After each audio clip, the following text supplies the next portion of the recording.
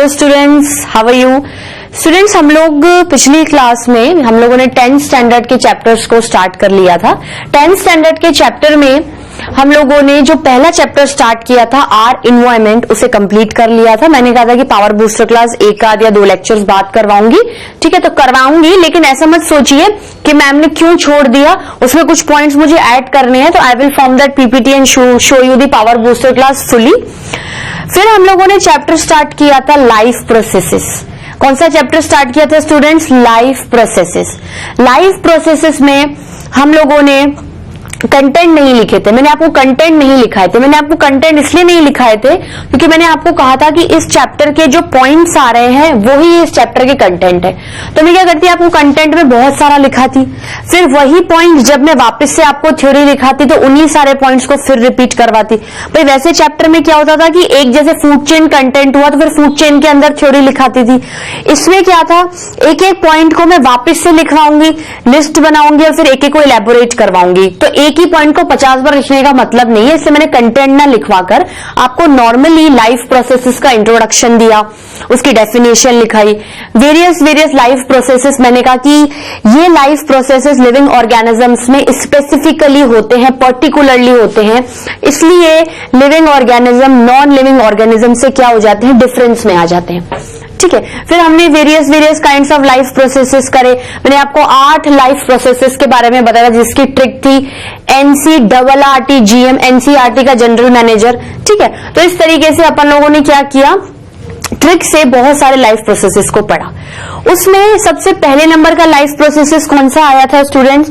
सबसे पहले नंबर का लाइफ प्रोसेस आया था न्यूट्रिशन। मैंने आपको कहा था कि आप कहीं कहीं बुकलेट्स में न्यूट्रिशन की जगह डाइजेशन भी लिखा हुआ है।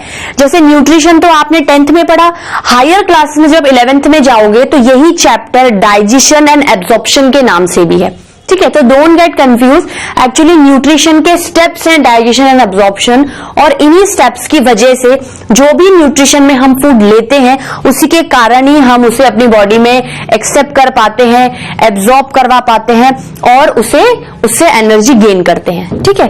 तो चैप्टर का नाम क्या था?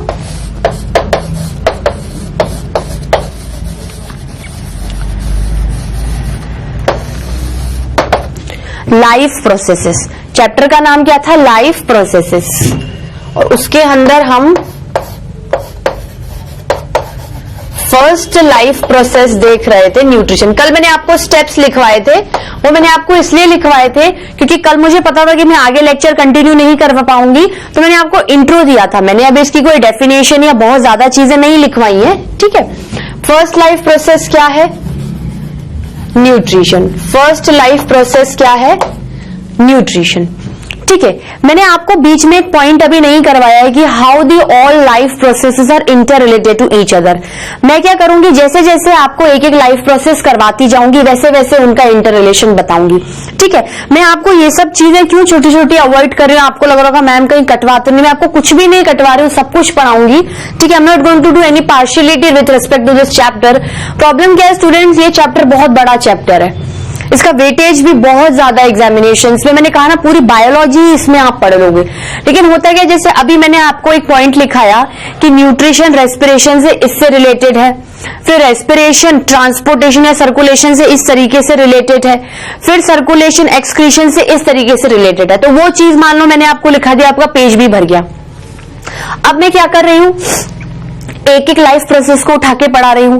तो जब मैं न्यूट्रिशन खत्म करूंगी तो ऑटोमेटिकली मैं जब रेस्पिरेशन स्टार्ट करूंगी आपको उन दोनों का लिंक समझ में आ जाएगा। तो क्या करेंगे, वो लिंक वहीं पर लिख लेंगे ब्लॉक में, इंस्टेड कि हम एक अलग से पैराग्राफ पूरा लिखें, क्योंकि वही की वही चीज क्या हो जाएगी, फिर से रिपीट हो जाएगी, ठीक है।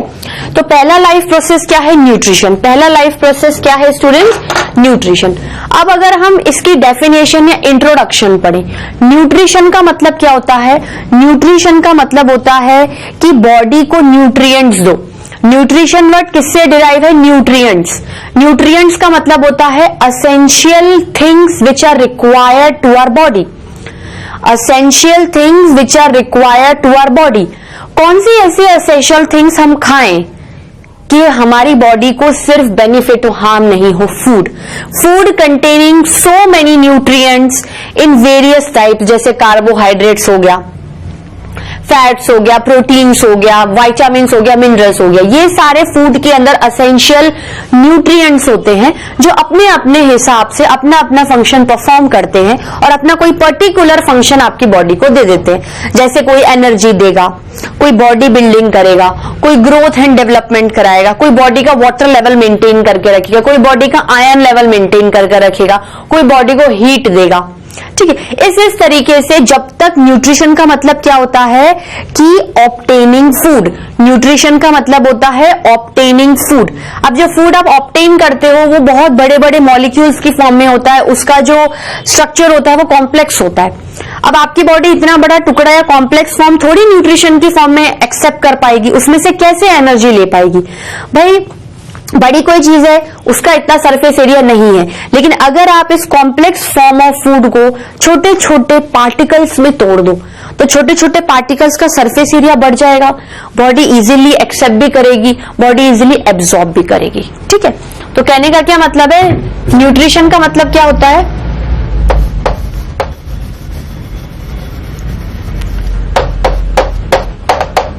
Means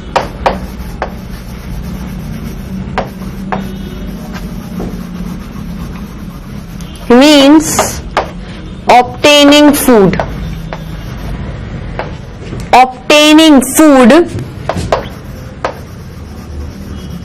which is in complex form, which is in large and complex form। लिखो स्टूडेंट,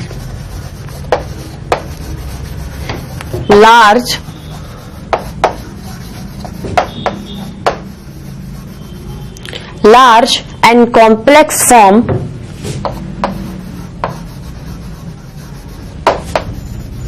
which in turn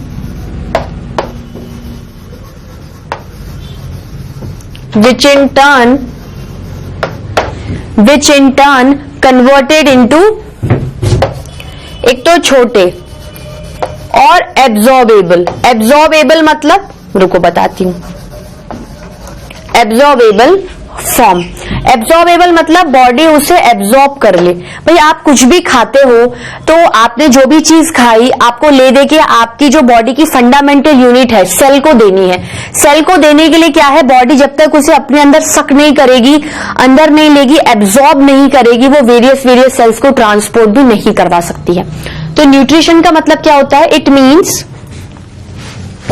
इसको मैं लिख देती हूँ वापस से क्योंकि इट इज गोइंग आउट।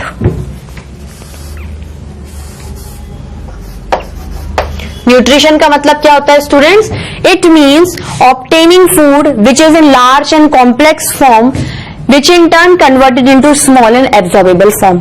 ये एक्चुअली क्या होता है, पर्पस होता है न्यूट्रिशन का, कि अगर आप फूड को अंदर ले रहे हो तो आपकी बॉडी उसको यूटिलाइज भी करनी चाहिए। ठीक है, मतलब nutrition doesn't mean only to intake food। Nutrition का मतलब सिर्फ ये नहीं होता कि खाना खाना, only to intake food, but food क्या होना चाहिए, बॉडी यूटिलाइज भी करनी चाहिए, बॉडी को यूज करना चाहिए, बॉडी को हर हाल में उस फूड से क्या उठाना है, बेनिफिट उठाना है। फूड देखो क्या है, nutrition doesn't mean only to intake food but the food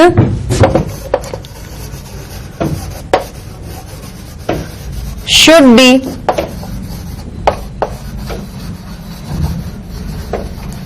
properly utilised,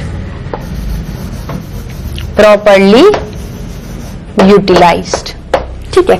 अब मैं कह रही हूं, मैंने आपको कल जो छोटे छोटे पॉइंट लिखाए थे, मैंने आपको उसके बारे में डिस्क्रिप्शन नहीं बताया था। एक्चुअली न्यूट्रिशन का मतलब क्या होता है, न्यूट्रिशन, ठीक है, ये तो मतलब हुआ, मैंने आपको डेफिनेशन लिखा दिया, आपको सब समझ में आ गया। लेकिन न्यूट्रिशन आप करोगे कैसे? चलो आपने फूड को लिया, फूड को अंदर खाया, फूड का पहला काम क्या है कि बड़े टुकड़े से लार्ज कॉम्प्लेक्स फॉर्म से आपको सिंपल एब्जॉर्बेबल फॉर्म में तोड़ना है, ठीक है। अगर अपन इसको एक फ्लो चार्ट में समझे, इधर से इधर आएंगे स्टूडेंट, तो ये क्या है, लार्ज या कॉम्प्लेक्स फॉर्म ऑफ फूड है। ठीक है, ये किसमें कन्वर्ट होना चाहिए? Small absorbable. जब तक ये इस फॉर्म में नहीं आएगा फूड, आपकी बॉडी यूटिलाइज नहीं कर पाएगी। फायदा ही नहीं है, कोई फायदा ही नहीं है ना ये सब करवाने का। जब आपकी बॉडी यूज ही नहीं कर पा रही तो फायदा क्या है? देखो, अब आप बोलोगे मैम ये इसका मतलब पूरा न्यूट्रिशन है। Okay, intaking of food and utilising the food. ठीक है, अब अगर अपन इसको भी शॉर्ट फॉर्म में लिखें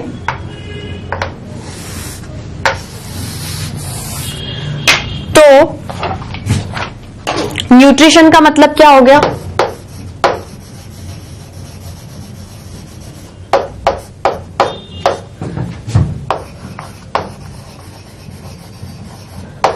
intake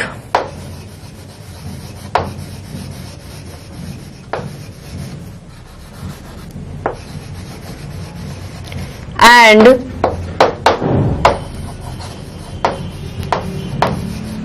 utilisation of food. Intake and utilisation of food. अब देखो, इनटेक से लेके यूटिलाइजेशन तक क्या क्या करवाऊं कि न्यूट्रिशन का कॉन्सेप्ट आपको समझ में आए या न्यूट्रिशन का कॉन्सेप्ट बॉडी फुलफिल कर पाए। भाई न्यूट्रिशन तो क्या एक ब्रॉड टर्म है, न्यूट्रिशन तो एक लाइफ प्रोसेस है। लेकिन देखो, कोई प्रोसेस होता है ना तो उस प्रोसेस में स्टेप्स भी होते हैं। तो बशर्ते अगर मैंने ये बात बोली है, definitely nutrition involves many steps right from intake to the utilisation. भाई खाना अंदर लेना और बॉडी के हर पार्ट उसे यूटिलाइज कर पाए, उसके लिए आपको कुछ स्टेप्स फॉलो करने पड़ेंगे। वो मैंने आपको कल लिखवाए थे। अब मैं क्या करूंगी, उनको एक एक को आपको ढंग से बताऊंगी। ठीक है स्टूडेंट्स, आप लोग क्या करिए, जब भी कुछ एग्जामिनेशन में आंसर्स लिखते हैं ना, ये ब्लॉक हमेशा बनाइए। इस ब्लॉक से क्या होता है, आपका प्रेजेंटेशन बहुत सुंदर होगा। प्रेजेंटेशन क्या हो जाता है, बहुत ज्यादा अच्छा हो जाता है। ठीक है, चलो अब मैं क्या लिख सकती हूँ स्टूडेंट्स, यहां तक सबको समझ में आया? देखो मैंने क्या बोला, intake and utilisation of food. Intake and utilisation of food के बीच में आपको बहुत सारे स्टेप्स करवाने पड़ेंगे, because nutrition is the number 1 life process. अगर इसको नंबर 1 पे रखा हुआ है, दैट मीन्स आपकी बॉडी की जो 8 लाइफ प्रोसेसेस हैं उसमें कहीं ना कहीं इसका कोई ना कोई इनिशियल रोल आ रहा होगा। भैया आपने रेस्पिरेशन को पहले क्यों नहीं रखा, या आपने एक्सक्रीशन को पहले क्यों नहीं रखा? आप ग्रोथ एंड डेवलपमेंट को भी तो पहले रख सकते थे। नहीं, हर स्टेप आपस में क्या है, एक दूसरे से इंटरलिंक्ड है। पहले न्यूट्रिशन होगा, देन ही रेस्पिरेशन सक्सेसफुल होगा, तो वो इंटर रिलेशन भी समझ में आ जाएगा। तो हम क्या करते हैं, सबसे पहले न्यूट्रिशन के बारे में पढ़ते हैं। ठीक है, हम लोग क्या लिखेंगे,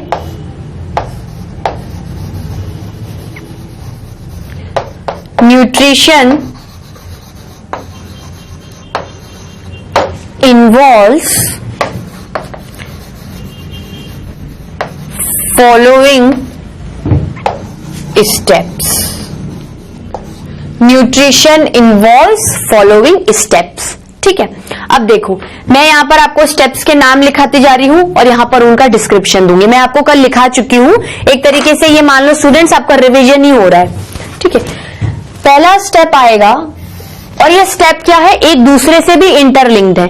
क्या होता है बॉडी में, जब भी आप लिविंग ऑर्गेनिज्म से रिलेटेड कोई प्रोसेस पढ़ते हो ना, चाहे उसकी बड़ी टॉपिक हो या उसके अंदर कोई सब चीजें भी आप पढ़ोगे ना, बॉडी की हर चीज आपस में क्या जुड़ी हुई है, कोऑर्डिनेट है और क्या है, इंटरलिंक्ड है। मतलब पहले ये होगी, उसी के बाद ही दूसरी होगी। ऐसा नहीं आप दूसरी को पहले नंबर पे खड़ा कर दो। बॉडी ने डिसाइड कर रखा है कि इसी डिजाइन में, इसी पैटर्न में मैं हर प्रोसेस को क्या करूंगी, प्रोसीड करूंगी। ठीक है, तो क्या लिखूं स्टूडेंट्स, पहला क्या आएगा, इंजेशन, उसके बाद क्या होगा, डाइजेशन,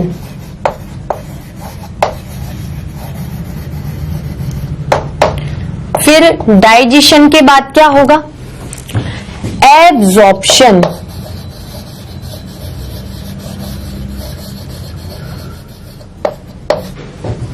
ठीक है, एब्जॉर्प्शन के बाद होगा एसिमिलेशन। क्या होगा,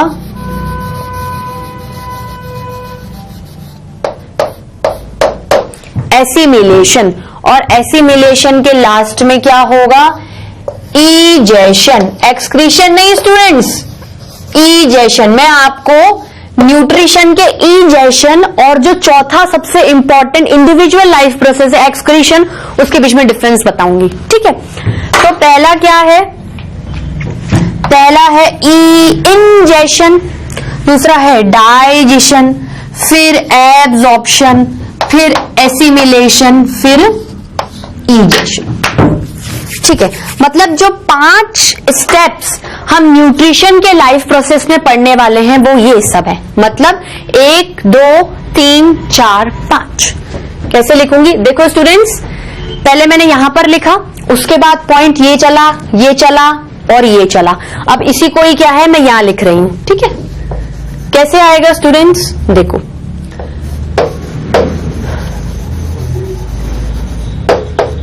न्यूट्रिशन लाइफ प्रोसेस,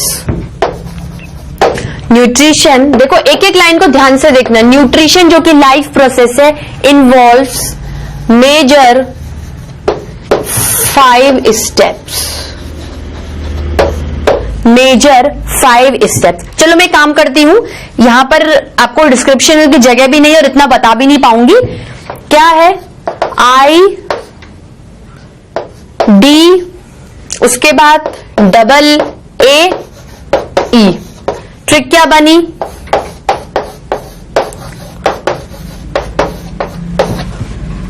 ID, ठीक है, ऐसे पढ़ सकते हो, ID, ये ID ऐसे पढ़ सकते हो। तो उससे क्या होगा, जैसे आपकी आईडीज होती है ना, उससे रिलेटेड आप इसके ट्रिक को बना सकते हो, ठीक है स्टूडेंट्स। चलो इसको नोट डाउन करो, फिर इसके बारे में एक एक को पढ़ते हैं। स्टूडेंट्स नोट डाउन किया, चलिए अब अपन न्यूट्रिशन लाइफ प्रोसेस के जो 5 मेजर इंटरलिंक्ड स्टेप्स है उनको क्या करेंगे, पढ़ेंगे। पढ़े स्टूडेंट्स, ये चैप्टर क्या इंटरेस्टिंग है, और एक तरीके से देखा जाए ना तो आप इसको पढ़ने के बाद ना खुद को डॉक्टर फील करोगे, क्योंकि आपको बॉडी से रिलेटेड इतनी चीजें पता पड़ने वाली है ना 10th क्लास में, कि 11th 12th में आपको बिल्कुल भी दिक्कत नहीं आएगी, बिल्कुल भी आपको प्रॉब्लम फेस नहीं होगी, ठीक है।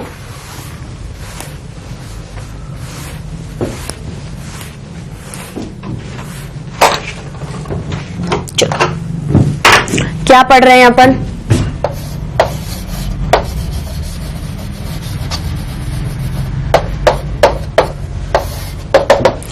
क्या पढ़ रहे हैं, न्यूट्रिशन, ठीक है। न्यूट्रिशन में वी आर हैविंग 5 स्टेप्स, कौन से, आईडी, प्रोनाउंसिएशन में आईडी बोलेंगे, ठीक है। पहला क्या आता है,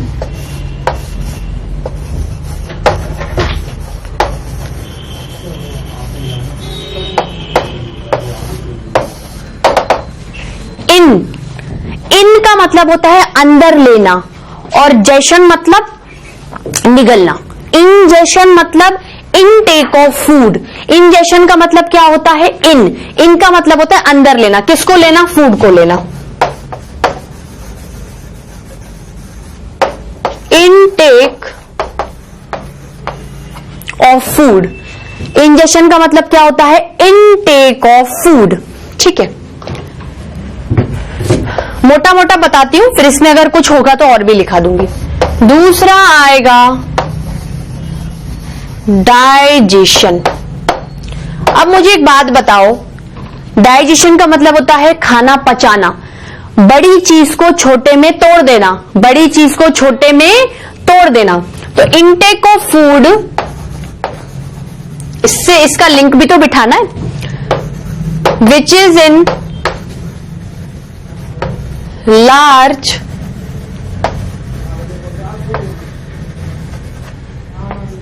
and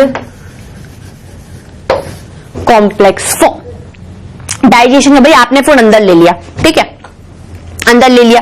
अब जो फूड अंदर लिया है वो लार्ज और बड़ा फॉर्म है, आपको क्या करना पड़ेगा, उसे छोटे फॉर्म में तोड़ना पड़ेगा। वो जो उसका नेक्स्ट प्रोसीजर है डाइजेशन, वो करेगा। कैसे कहोगे स्टूडेंट्स पे, डाइजेशन का मतलब क्या होता है,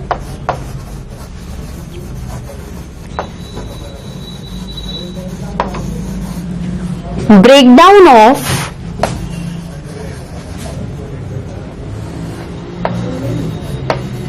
large complex form of food into simple and absorbable. आपके जो जस्ट इसके नीचे वाला प्रोसीजर उसका नाम क्या है? Absorption.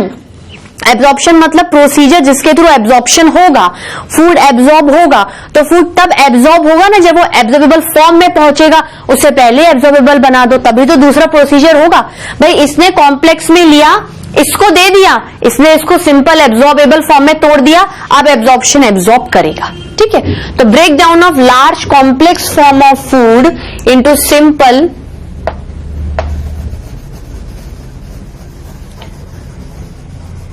Absorbable form of food. ठीक है, अब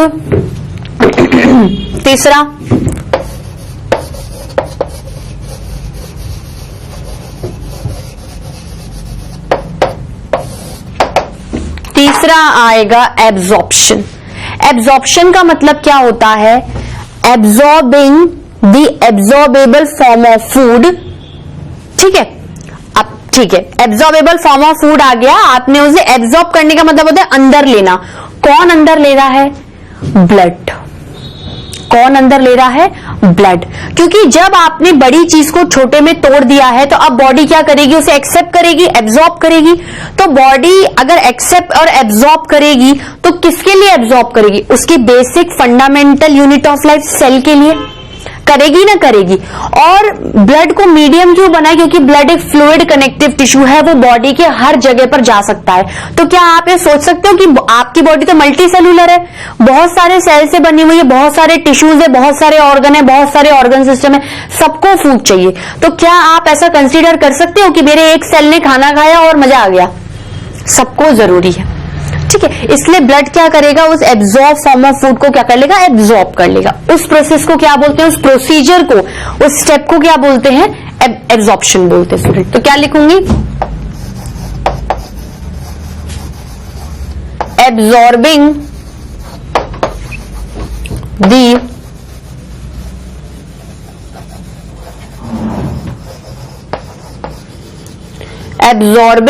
द एब्जॉर्बेबल फूड। कौन एब्जॉर्ब कर रहा है? By the blood. By the blood. ठीक है, ब्लड ने एब्जॉर्ब करके, ये ब्लड है, ये फूड है, एब्जॉर्ब कर लिया एब्जॉर्प्शन प्रोसेस से। ठीक है, अब क्या होगा? चौथा स्टेप। चौथा स्टेप होगा assimilation.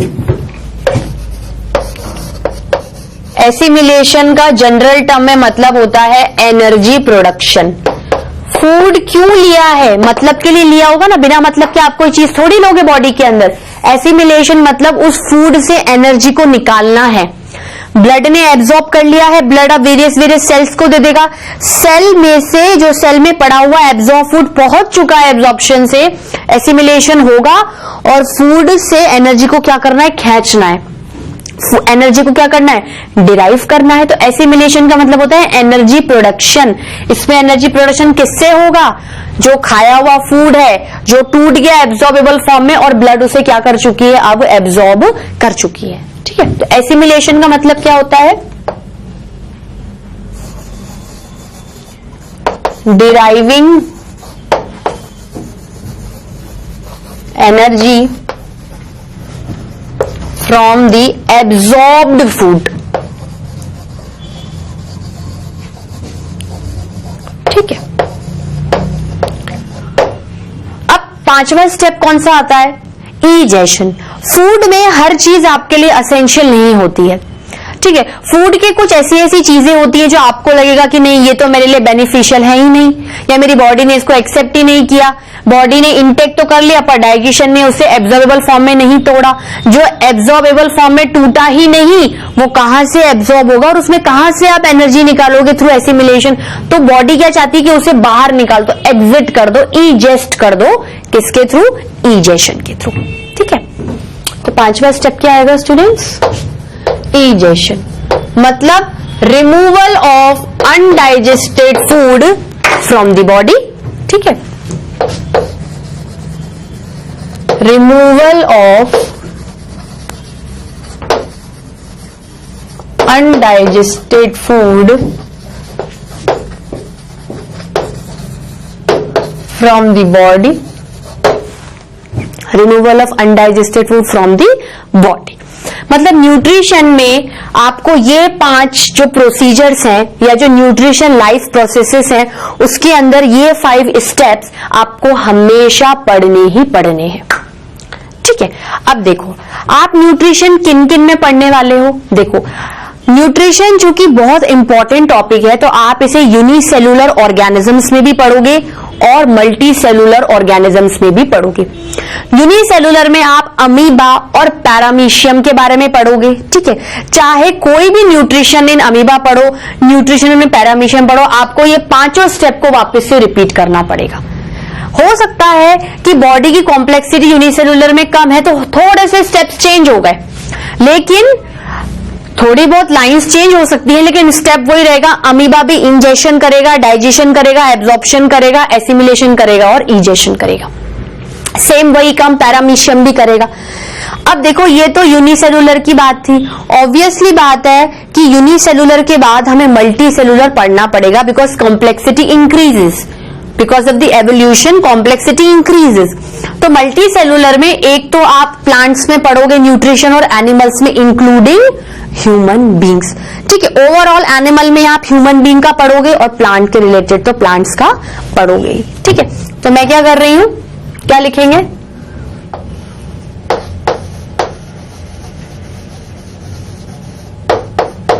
Nutrition happens in both unicellular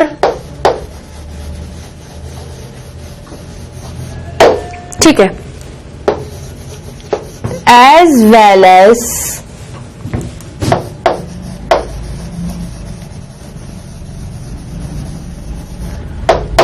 multicellular organisms,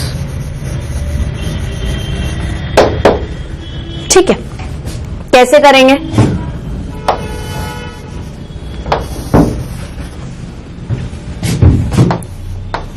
unicellular में,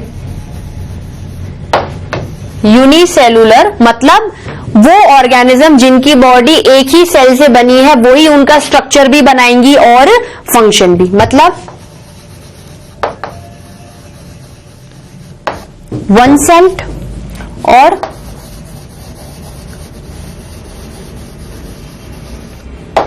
मल्टी सेलुलर ऑर्गेनिज्म में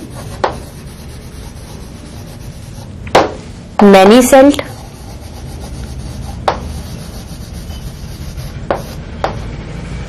ठीक है स्टूडेंट्स। देखो वन सेल्ड में कौन से पढ़ने वाले हो आप,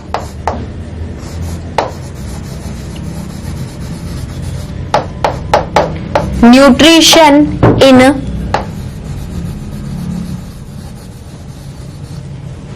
अमीबा और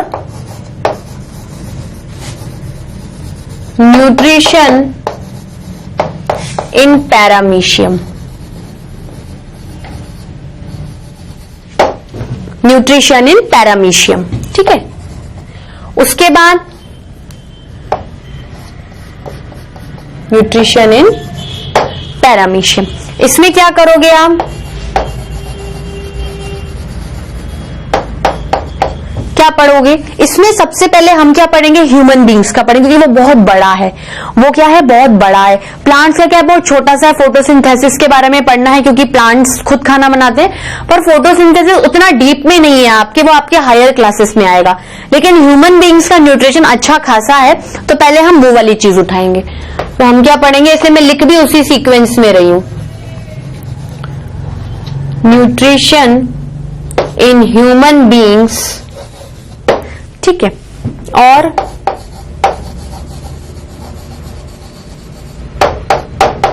nutrition in plants, nutrition in plants, ठीक है स्टूडेंट्स, इसको नोट डाउन करिए।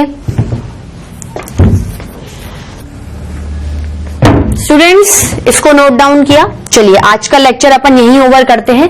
नेक्स्ट लेक्चर में मैं आपको क्या करूंगी, सबसे पहले तो एक इंट्रोडक्शन दूंगी फूड का। फूड एक्चुअली क्या होता है, उसके अंदर कौन से असेंशियल न्यूट्रिएंट्स होते हैं। भाई फूड में कुछ तो खासियत है ना, तभी तो न्यूट्रिशन करवा रहे हो, इतनी सारी चीजें करवा रहे हैं। तो फूड का हल्का सा इंट्रोडक्शन दूंगी। फूड हमारी बॉडी को किस किस तरीके से मदद करता है, उसके पर्टिकुलर न्यूट्रिएंट्स का फंक्शन, और उसके बाद properly upon nutrition in amoeba, paramecium, human beings और प्लांट्स पढ़ेंगे। ठीक है स्टूडेंट्स, ये रिदम अपनी चलेगी, तो ध्यान रखिएगा। नेक्स्ट में फूड, देन ये सब पढ़ेंगे। ठीक है स्टूडेंट्स, आज के लिए इतना ही। Thank you.